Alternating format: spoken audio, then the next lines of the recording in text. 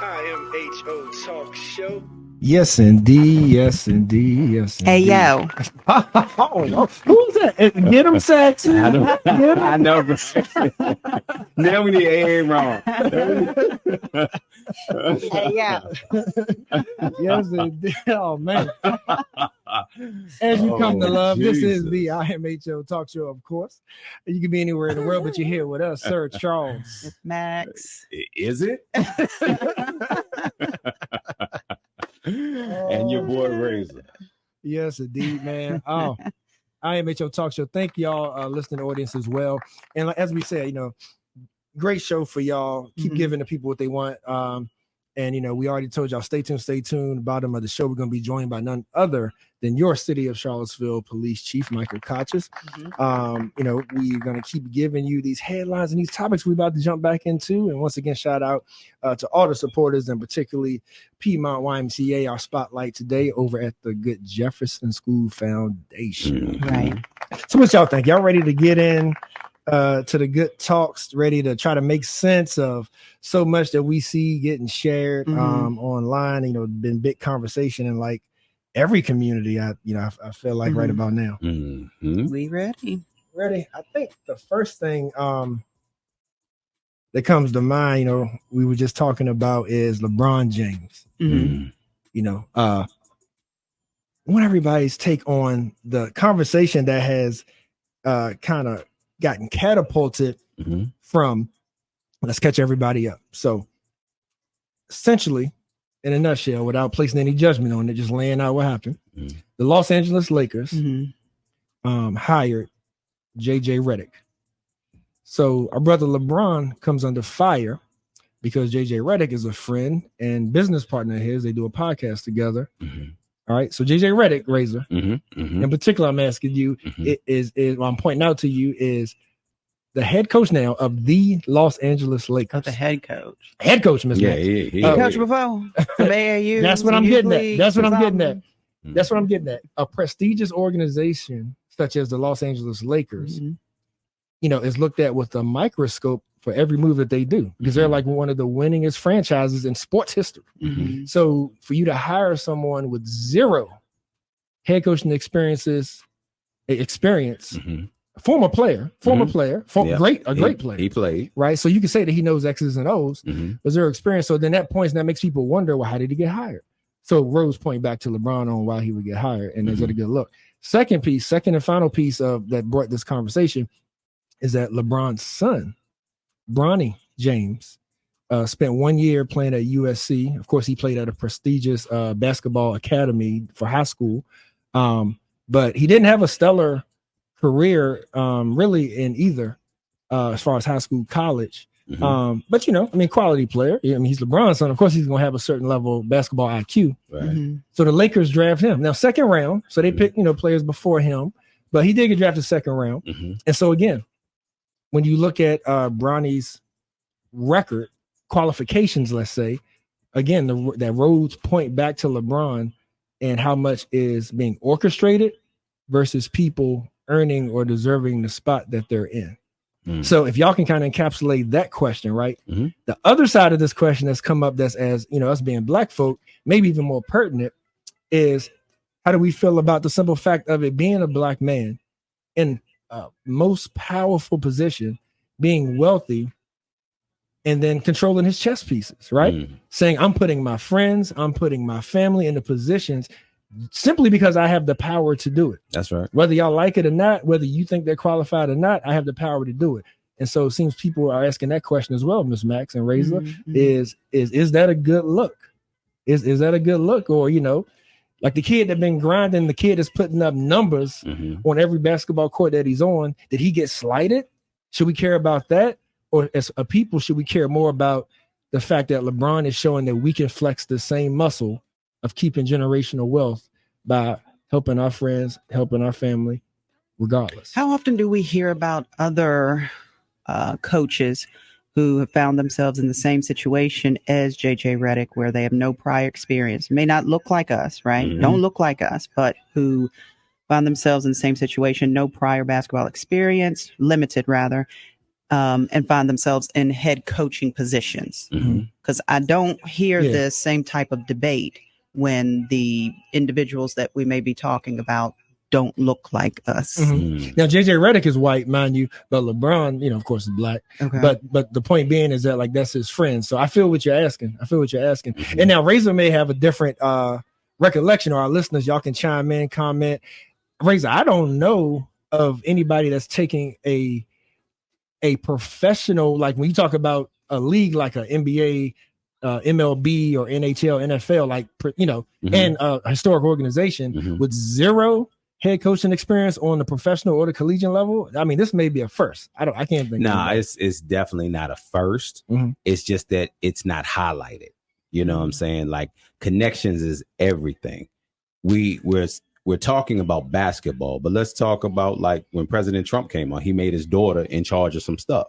She wasn't qualified for it, and with JJRedick, if he's LeBron's friend, and let's say, for instance, he's had some input on LeBron's career. So LeBron knows what he knows because he's helped me.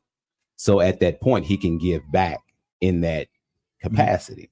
So I think the fact of Bronny has been under a microscope since he was 4 years old, and everybody was expecting him to be his dad.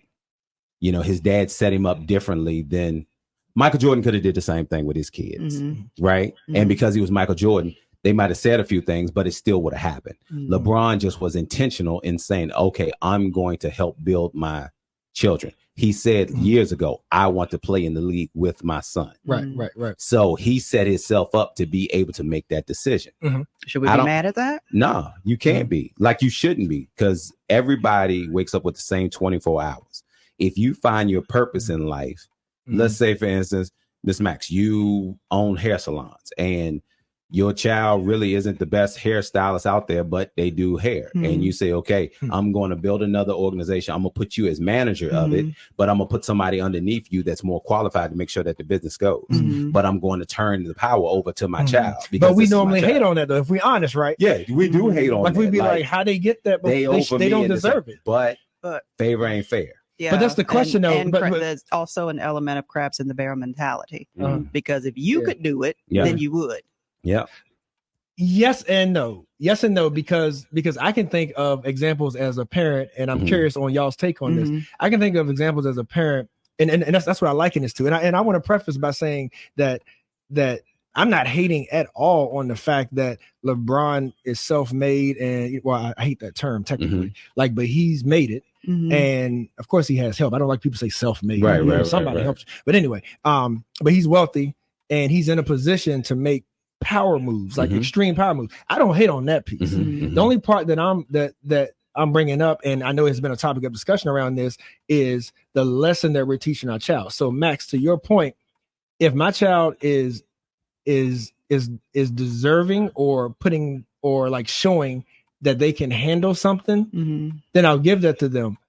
I don't agree with saying I'm gonna put my child in a position just because it's my child. So the argument that like the people, because what's gonna happen is your business could also fail. How many millionaires that we've seen their children like throw the fortunes away because they don't know how to handle it, but it was your child, so you gave it to them. So the argument now though is that like, has he shown enough to earn this position, or like will he be? I hope Bronny is successful. Don't get me wrong. I hope he's successful, but we're not making him the head coach. But the only issue that I have a problem with is the fact that we can't say that there weren't people who've proven to be better. Right. Yeah, I understand. Like, so it's kind of two conversations. And then for the sake of the conversation, wouldn't LeBron, if anyone, know best what Bronny is capable of? And they also strike me as the type of players who, if I earn a spot on the floor, then put me on the floor. And if I'm not ready or I can't, hold my weight, then I deserve to be on the sideline until that time comes. But then as parents, our job is to cover our children, right? Just because he's LeBron James does not mean that he does not have the right to cover his child. So I know what the NBA is like. I see what it does to people's careers. I'm not going to do that to my son. I'm going to have him here where I can protect him 100%. If I was, I ain't even going to say LeBron. Everybody's going to work under my kids in some form or fashion. Anything that I create, even though I might be hard on my kids and it look like I'm not giving it to their kids, behind the scenes, you can best believe I'm going to set it up to where my kids are going to be in charge. I feel you. And so that was the next question I was leading into is whether we're talking about the friends and a coach jjredick, or we talking about our children and we, influencing the decision to get them a position with pretty much the organization that I'm helping to run. So, he's not the owner of the Lakers, right, but he is the most valuable asset that organization has. So they're listening that the NBA has. Yeah. And that the NBA has. And that also reminds me though of that itself that I think is bothering people is that this business and this man are also lying about it. I think it would be better if they just came out and was like, hey, this is LeBron James. He's going to get what he wants. Yeah. But instead, they're covering it up. And I think that's irritating people. Are they covering it up or just choosing not to engage in that type of conversation? I think that. No, because they're denying it. Like, it's not like they're saying we're not going to talk about it. Like they're saying he didn't have any say. A front office is front office business. Come on, bro. Come on, bro. Well, I mean, think about it though, Charles. You can know what somebody, everything we hear, right? But you can know how somebody feels about something. He's been saying, "I want to play with my child." Okay, I feel you. So you know what I'm saying. So he doesn't have to be in the front office. You already know. It's like a say less moment, right? It's like I ain't got to come in there. If y'all don't hire him, y'all know I'm not going to re-sign that $181 million. I'm gonna sign that $180 million because he's in the second round. So that means he gets $1 million. But that's what he gets paid coming in. Right. So I'm gonna pay LeBron 180 and him $1 million for LeBron to have just him playing with his son. He's brought enough to the organization and to the NBA to be able to ask that. So as Black people, it's kind of a two-part question. How much of it is a disservice though that we're doing to our friends and our children by putting them in positions that by our normal standards they didn't earn? No disservice. No disservice. No disservice. So you as a businessman, yep. Let's say you have a list of what you're looking at for somebody to manage one of your franchises. And you see someone that meets those qualifications to a T. They even say, you ain't got to pay me as much as you thought you were going to pay me. Right. But you have a friend or a child and they want the same job. You're going to put your business at risk. I 100% am. Explain that. I had a father who didn't have anything as a kid that put more value in the vehicles that he got. My father had 31 vehicles. He didn't leave me any. You know what I'm saying? Like just old school, he used to build them, right? So his value was in what he didn't have. He didn't pass that on to me. I'm at a position business-wise after penitentiary, after all types of failed things where I can leave my children something. I'm teaching my children something. Anything that I have that's good is going to my children. If it fails because of I didn't teach them correctly, I gave it to them and I can rest easy with that. That's me. Now, is that saying that that's because you feel that you've taught them and prepared them, or is it simply that is because there's somebody close to you and that's why they're getting it? No, they're not close to me. They're my children. I feel you, but the reason I say close is because I wasn't discerning whether it was a child or friend. No. I wouldn't do it for a friend. Oh, so you're saying just my kids. Be it my natural born kids, the kids that God allowed me to have like that. At the end of the day, regardless of how much I complain, fuss, hoop, holler, cuss, anything else, everything the children that don't even speak to me, right? Anything that I have goes to them. I feel you. I mean, that's noble. That's noble. Yep. So let me, and Max, I know you got something on that too. Can I add to that though? I wanted to know, like, why not invest in them in something that they're great at then? No, I'm investing. If they decide, what you asked me was, if my child wants the same position that this qualified person wants. That was the reason I answered it that way. Okay. If my child shows interest and says, this is what I want, I am going to give them that position. That does not mean that I'm not going to surround them with things that's going to make them successful. Yeah, of course. Right, you know what I'm saying? Yeah, so that's the thing. So I'm going to buffer them. Right. I feel you. Okay, yeah, that makes sense. Because I wouldn't give them something to have the mental like trauma of, oh my God, I messed up. I can't, I would never do that. Right. I'm going to surround them in the bubble. Now it may cost me more in the long run, but I'm going to give them that. Yeah. And that's the piece that makes sense with the LeBron analogy that we're drawing from is that, people are saying, obviously he has the resource to get the best trainer. He has and he even has the resource to do like any developmental leagues or camps, so he's probably going to insulate him. He's going to give him what he needs. Like there's, and that part makes sense. Let's not act like even at like we're here in Charlottesville, Max. There's people on the UVA team, football and basketball, that have no business on the field. Right. But because their parent is an alumni, they're on there. I see them all the time walking with book bags with numbers on the back. I can look at you and tell you, man, you can barely walk and chew gum. You should not have no uniform on representing no Division I school. Period, point blank. Mm-hmm. But when I hear the last name, and I'd be like, where do I know that for? And then I'm walking across the campus and I see that same last name on something, I understand. You know what I'm saying? So what's wrong that a black man is carrying it like a white? What's the problem? I feel you, and I know we're running on short, so I'm gonna give it to Miss Max, and maybe we'll come back next hour and we can go into the next topic. My comments are actually going to be just very redundant of what Razor just said. Okay. I mean, when we talk about what we as parents, or LeBron as a father, is teaching his son, he is teaching him to work hard, commitment and devotion to the thing that you love. Handle that thing with integrity, earn the respect of your peers, succeed, win, give back to your community, advocate for your own people, advocate for your own people, take your own destiny into your hands. Elevate yourself to a point where your success can't be denied. Put yourself in a position where you can call your own shots. What we trying to question here about as far as what he's teaching his kids? Charles, aren't you the one that always says we have to take care in-house before we take care out-house? All right. So that's what he's doing. If this is what it looked like, like would Bronny be picked up by any other team? No. I've seen the scouting reports from 2 professional people, right? And he doesn't do good 3-pointers. He's the size of a point guard, but he doesn't have the mentality to really run a team at that level. Like I looked at 2 reports because I was anxious to see how he is. Right. The reason he's on the Lakers is because his dad wants to play ball with his son and set another mark in history. Yeah, and make no mistake, like I am all for that, like that, because that's another form of the generational wealth building or the empowering as well, right? Like to provide the opportunities, right?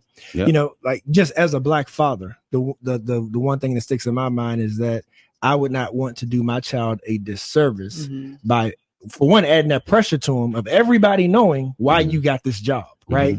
And then them failing. So my point is, I pray that the young man succeeds. And, but I also look at it as, I try, and I'm not gonna sit there and be a hypocrite, like as Lord knows, like that I also use any privileges that I have to help my family and friends.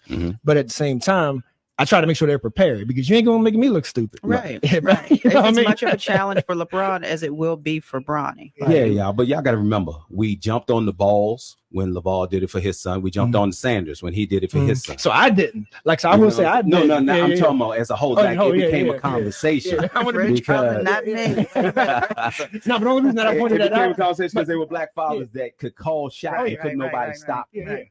And I figure, and I support all 3: LeBron, Dion, the balls. I support all of them. But I just said not me. Of course, we hosting the show, so we provide all sides. But I just pointed that out because I think in the public view, the difference with those other 2 though is that like they were all highly touted athletes, like they were getting drafted. You know what I mean? Like all the D1 schools wanted them. You know what I mean? And that kind of thing. But isn't he coming out early? He is, and that's the part that I wonder about. What was the point of even going to college if that was ultimately what you were going to do anyway? He really wasn't ready coming out of high school. Like, and then the small stint that he spent in college has now prepared him. It's not. He's better. Like he's D-League good. He's not go to the NBA and play on the Lakers good. But he has a caveat called LeBron James. Like my dad is in the conversation with the greatest players of all time. And honestly, and if he thinks I can do it, then they gonna believe I can do it. And honestly, Michael Jordan should have did the same thing with his children. Michael Jordan was just some garbage as a person. Or it could have been that he was like, you ain't gonna cut it, which is fair too. It is. No, it's not. No, it's not. Fair too. We are so far behind. For what we know about Jordan, the athlete and the mentality that we know about Jordan is fair. No, because he would know if his son is good enough. Maybe LeBron sees that his son is good enough, and Jordan's like, bro, ain't you. Let me understand something. When we talk about generational wealth, when we talk about giving somebody a leg up, favor ain't fair. Like I have the ability. I was born into the greatest player of all time, possibly, right? So there is nothing that you, I mean, I'm just, you know, in eras, people argue about that, but you should do everything to give your grandchildren's grandchildren, who you have not met yet, a leg up in this world. Doesn't mean he didn't do that. He just may not have done it through the way of playing on a basketball team. No. That don't make him a basketball player. Money does not ensure that you are going to have the legacy that you could have. I'm talking about job. I'm not talking about just job. I'm talking about the publicity that Bronny is getting from being on the Lakers. Yeah. Right. Same as like the big baller brand and all that type of stuff, right? That part right there, you can't buy. Like, so you have a short window. Yes, I agree with you. Like, so my whole point is that, you know, hopefully, and maybe LeBron does see, and you know, scouts and trainers see that Bronny has what it takes to succeed.